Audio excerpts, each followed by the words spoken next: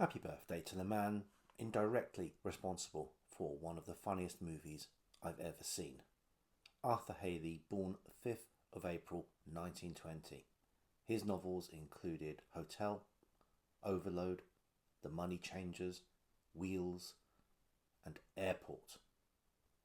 His first written work was a script which was rejected for films and then turned into a novel, and then a film made of that novel.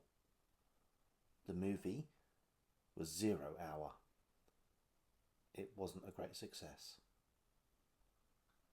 The script for the movie was then repurposed into Airplane.